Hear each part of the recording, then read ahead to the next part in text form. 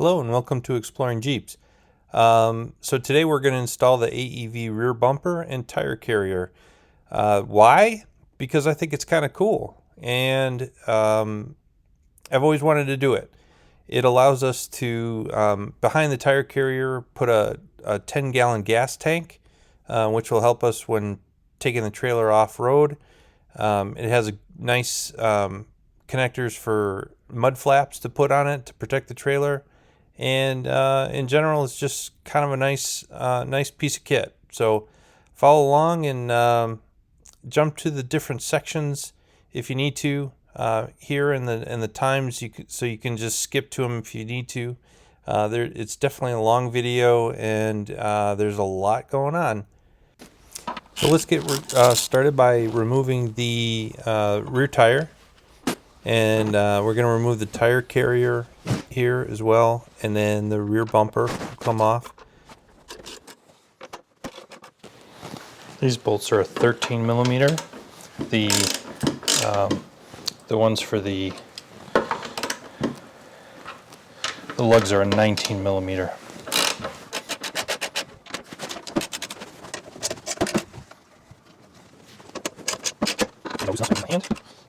So all those, these come out just by pulling on them. They're like a little nub that fits in there. It wouldn't pull too hard directly out because you could maybe bend that, but these come out relatively easy. Save them for later, you never know. Before you take this off, there's a connector here. I don't know if you can see that or not, but there's a wire connector that leads up to this thing. Inside, you just pop off a panel. Just pop this out. Pop it from the right side. You can just use a screwdriver. There's little clips, kind of plastic clips that'll come out. Once you get that popped, the other side will pop out. Easy connector just to press in, pull down. We'll feed this out through so that we can remove the light. And of course, if you can, always make your job a little easier.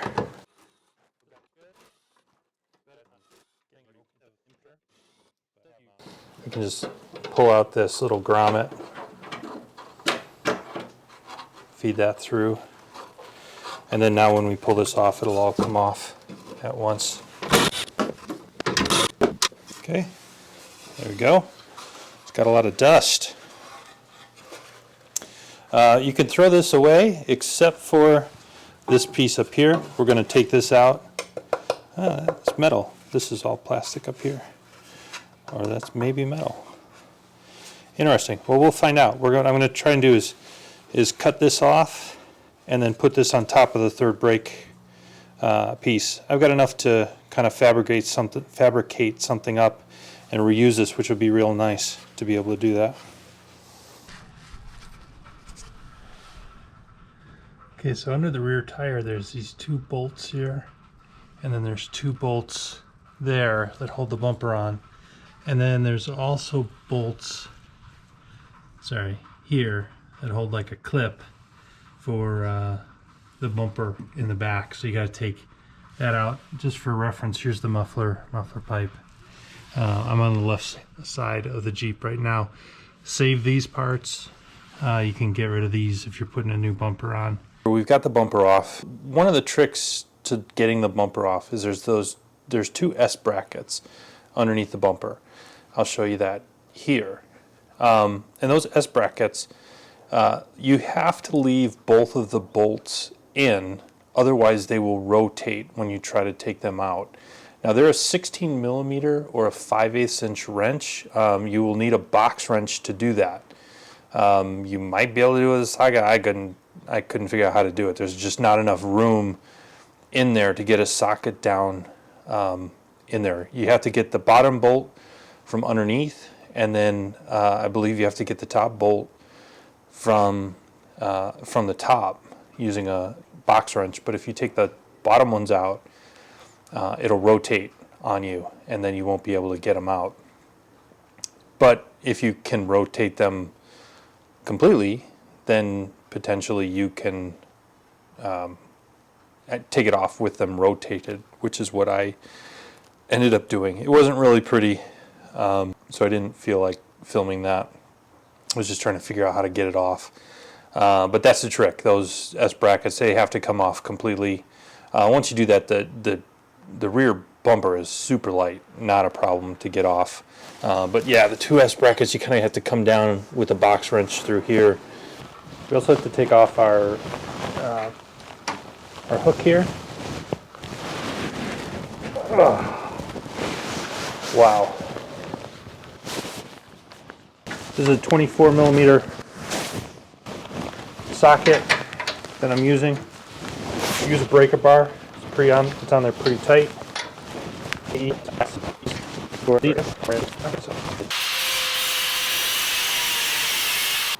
So if you look at these bolts that I took off, they're 1/2 inch fine threaded, rusted, like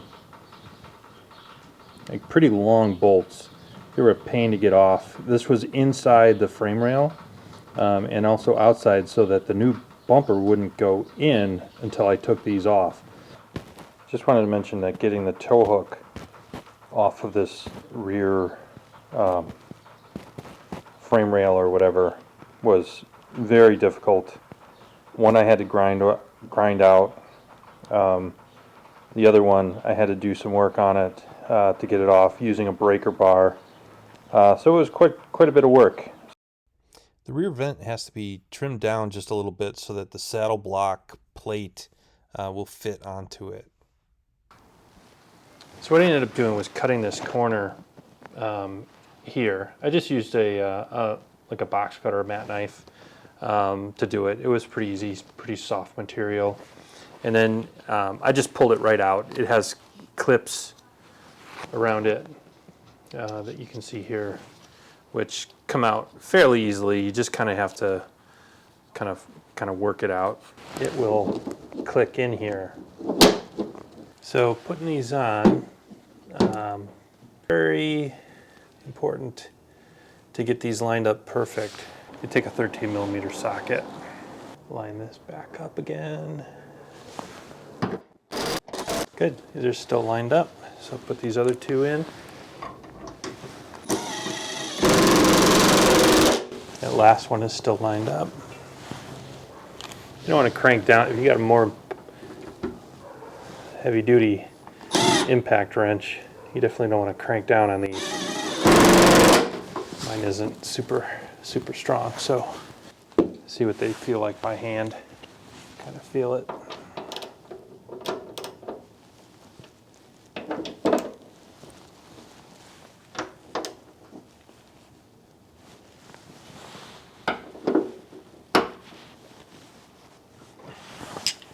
Yeah, good, solid.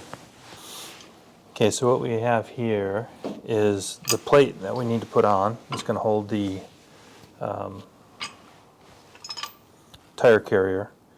It has a backing plate that goes inside here. 1/2 inch bolts, washers on both sides. And then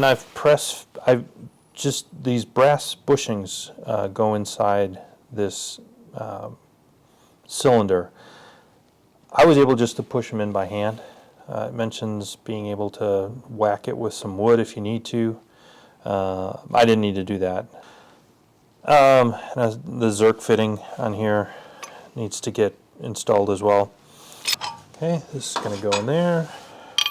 And what we're doing now is just setting this all up prior to, it's just kind of like a pre-fitting, because we need to potentially shim it and make sure that the tire carrier and everything will close correctly.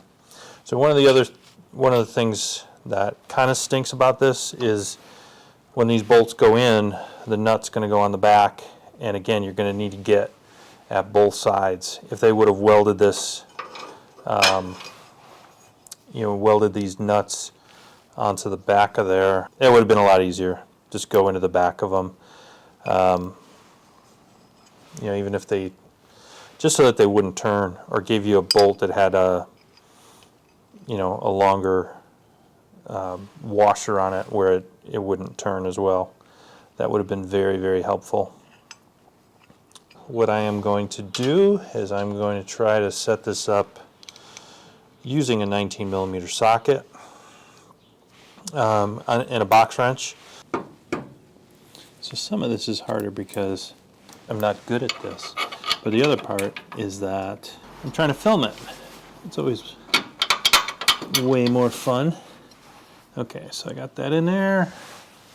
Now I can get this on. I didn't have such big fat hands, so that would probably be easier. Okay, so that backing plate is on. I need to get a washer on. There's on. Okay.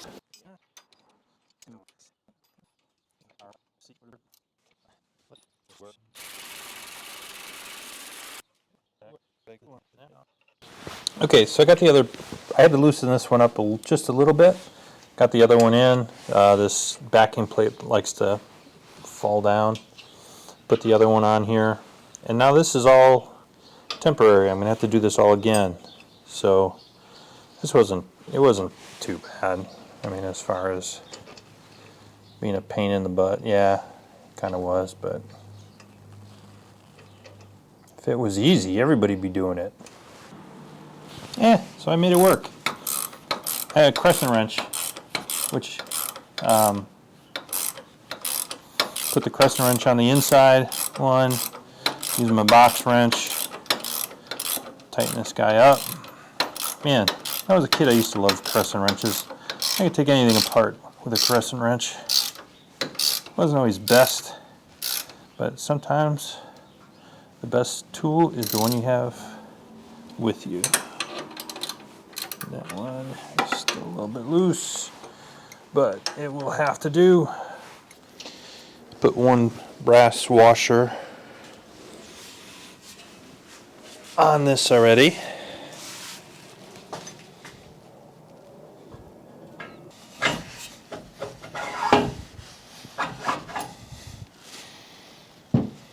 Okay, we got a brass washer, this big washer, small one, and then the 1/2 inch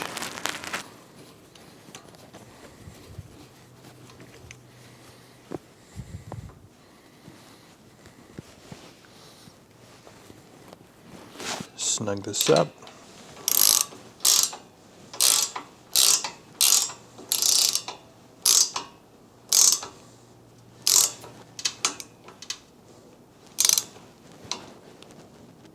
Okay, it's pretty tight. Should still pivot, which it does. There's no O-rings or lube in here yet, so that will help.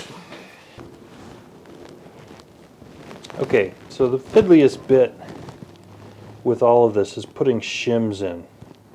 So you put in the bolts, you put this in, give it a little bit of slack and push it out to the side so that it takes the weight off of it. And then from the back, you put in these little shims in here. Mine was the thickest one. I was trying to put 2 shims in. It was almost impossible to get these in there. There's a little slot in the back that you have to just get it in there. The better the light you have, the better off you are. And you hope that this little lip here catches this tip. This is what the shims look like. You bend this little tab, then you slide it in there, and that has to catch on there, and the tab in the back catches in a little slot. Then you tighten this back up, and then hopefully this comes and lines up to the center of your saddle block to keep everything tight. So that's probably the most difficult or frustrating part of the whole build. It's not too bad once you get it. You know, I think I'm going to have just one thick one in there. I may have to put the thin one in there. It's just going to take some time. So just go into it with the expectation that it's going to take you some time and you'll be okay. Okay, so last night, put this little arm on there. It's adjustable so that depending on the back spacing of your tire, you can, with this nut, adjust and make sure that your tire will fit on here tightly. It's supposed to rest up against the bars just a little bit and kind of squish into them. Also put together the linkage here. So you have to use all these little washers in there, and then put these two nuts in here. They're real tight to get on, so it's a lot of wrenching to make that happen. And went together pretty good. Got this lined up using the shims, and then I adjusted the saddle block just a little bit so that it would line up perfectly, or as close to it as I can get. And then when you go to open this, and the purpose of this, if you haven't figured it out, is that there's only one hinge for the door. And because you have a bar that's here and a door that's there, they move at different rates. So the linkage here is able to connect the door or the tailgate and this bar and make sure that they both turn around the hinge at the same rate. And then when you close it, it draws this in tight so that there's no rattling. And it's pretty solid. It doesn't move. Definitely much stronger than the original tailgate tire holder that's on there. So I'm very impressed with how strong this is. It is a little, at this point, it's a little tight as it moves. I'm assuming it'll kind of loosen up over time, and I'm going to adjust this just a little bit. Then you tighten and loosen this. It draws these two together so that your setting is correct and it's tight when you shut it. Tight onto the saddle block when you shut it. Now the next step is to pull this all back off. The only way to adjust all of this, especially with the shims down by the bumper, is to assemble all of this and then take it apart and put the bumper on, put it all back together, and then you're good to go with an adjusted system. But it means doing this whole thing twice. Other than the adjustments and the putting all of this together, I'll just take off this one here. I don't need to adjust this guy again or the saddle block or anything like that. Hopefully when it does all go back together again, it'll keep the adjustment. So there's a little bracket that I had to bend the tab on it to make it usable later. But it has two bolts on it, and it just holds them in there. So there's two holes that were drilled in there that kind of align things after you do your test fitting. So what I'm doing here is just putting this in.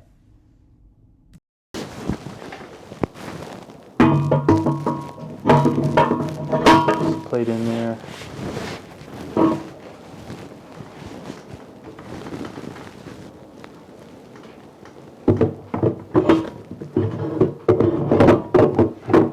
Put that in there.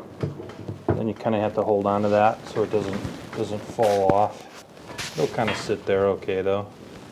And then we push all of it together. I'll have to line up those holes and then put a bolt in there. So yeah, I forgot about that before. I had to pull it out. Luckily before I started putting all the bolts in, I remembered that. And that is it. Actually what it reminded me is I smelled the paint that I put in there to seal those holes. I've got all kinds of other nicks and stuff, so it doesn't really matter, but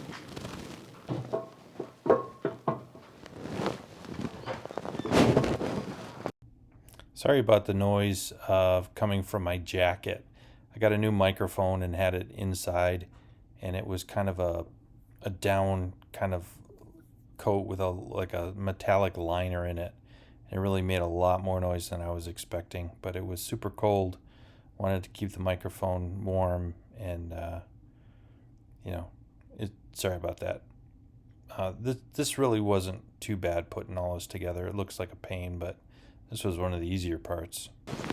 Not too bad. One person can definitely do it.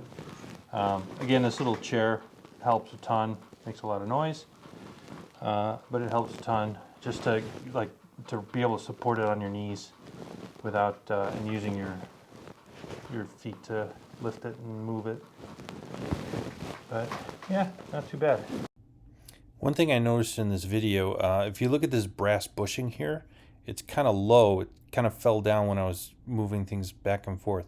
Make sure that's pressed up in there before you move on to the next step. Okay, so to align all this stuff underneath here, I thought I wasn't going to show you, but this is something where I think that their directions kind of fall a little bit short. You can see everything's not lined up, nothing's kind of where it should be.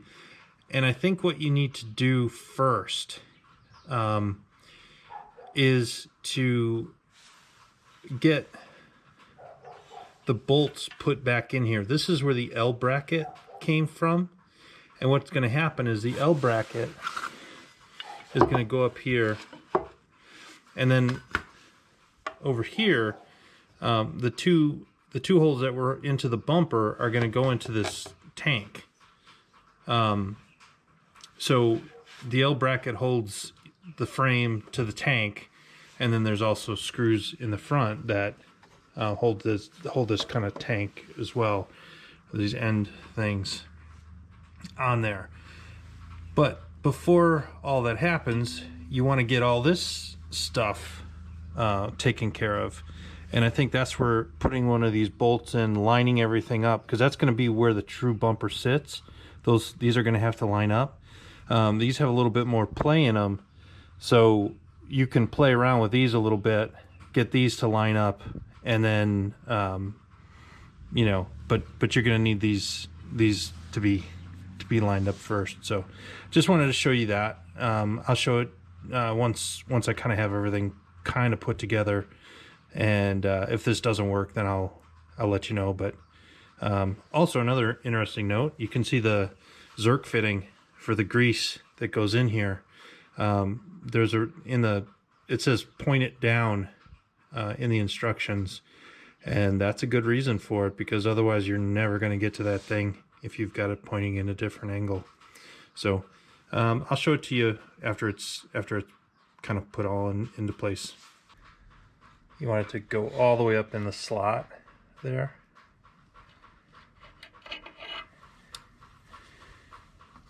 So that the angle of the arm is correct. But trying to do that by hand is almost impossible. You can't get any leverage on that little thing sticking out. So just get your needle nose pliers and save yourself about 10 minutes of fumbling with it, trying to get it and swearing. Okay, so back under here, these bolts, these two bolts, this is insane, but they are not the same bolts that we used before.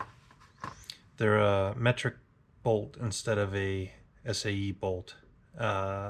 Very similar, look very similar, different pitch. Why they would do that is beyond me. This had to be put back in. That was fiddly, as I thought. Here's the L bracket here, just put in. So what I wanted to show you was on the back of, like, when you look up in there, I had bent that one thing down, and I'm glad that I did, because you can see through here I can access it and move it so that it lines up. Now it's kind of a pain because you got to get and slide it back. I got the top one in without too much effort, but this one is lining it up is a little bit hard, and I can't do it filming it, but just wanted to show you that because that's going to come into play later. What I'm going to do is cut through here on this and use a angle grinder with a chop blade on it, and I made a little little bracket to put all this stuff together. I cut the back housing, metal housing, and the plastic one, so it's like fit together. And then this bracket goes like that. Bolt this together, 2 bolts, the original bolts to hold that together. And then I cut this channel in the center so that the cord can come out through there. And then these 2 bolts here go into the pedestal up above. So I'm going to spray paint this, put a little paint on here, put it all together, and give it an install. I'll probably, since there's some gaps here, I'm going to use some black RTV and kind of seal this up, and then I will have to figure out a way to get this cord sealed up as well. Made a little template. This is what the holes on the pedestal look like. I'll be going through the front too, which will leave the back one still open for some other, like an antenna or a flag or something like that. One other thing to notice too is that these are those little tire bump stops that kind of cans that you squish your tire up next.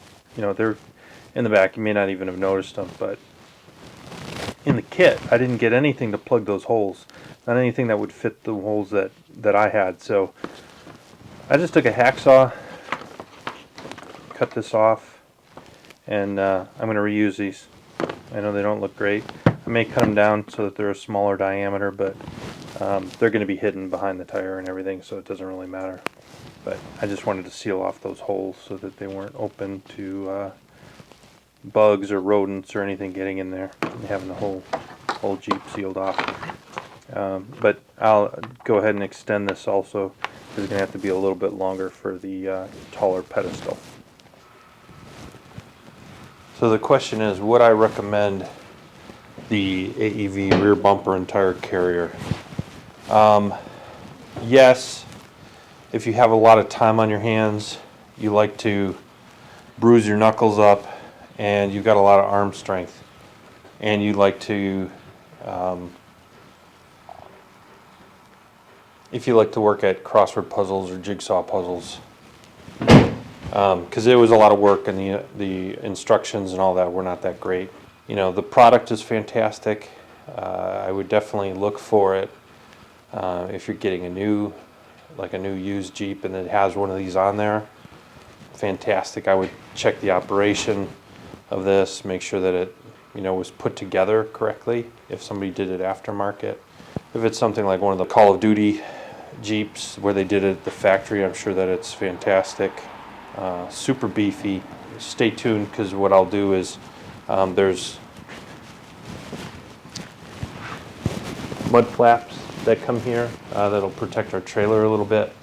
I'm going to do third brake relocation, and then also the fuel tank.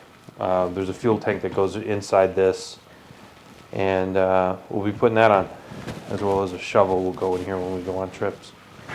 But other than that, again, a lot of work, definitely frustrating, but love the bumper itself. So here's just some product shots. You can't put water in the bumper. These plastic end caps are very strong, very good, heavy quality plastics. The tire is off center. I know that bothers some people. If you look at it from the right hand side, it doesn't look like it. The left hand side, you definitely can see the gap. The fit and finish of it is really nice, and again, it is a very solid bumper. Good support for the tire and all kinds of peripherals. The third brake light change that I made, I think, worked out pretty good. And so we've had it on for a little bit, and I'm still digging the bumper. Thanks for watching. Hope this was helpful to you guys if you're looking to put a new AEV bumper on.